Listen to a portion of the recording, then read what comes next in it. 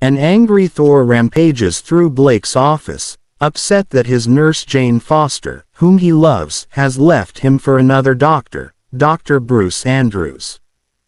Suddenly he is summoned to Asgard by his father Odin, who orders him to abandon his feelings for the mortal nurse, only to have Thor leave in anger. Back on Earth, in his human form as Blake, he decides go to India where he can forget Jane. In India, an old friend Professor Schechter is working on a cure for snake bites.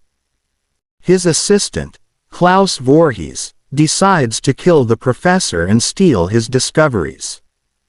He plans to allow a cobra to bite them both, but only give himself the cure. Blake hears about Schechter's injury and, as Thor, rushes to his side. Too late to save the professor, he learns that the snake which bit them was radioactive, and Klaus has been transformed into a human cobra. Creating a typhoon with his hammer, Thor carries himself back to the USA following the cobra. The cobra has invaded a factory, and is trying to force the owners to mass-produce his cobra serum. Thor arrives and they battle.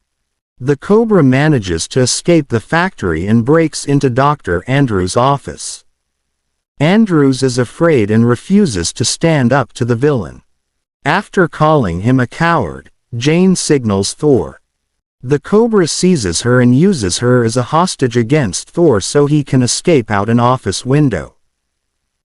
As the cobra flees, Thor uses his hammer to fly around the building and ambush the cobra on the other side.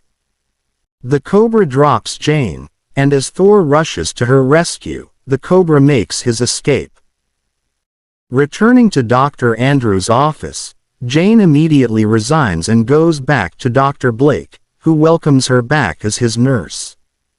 Meanwhile, the cobra is already plotting new evil deeds.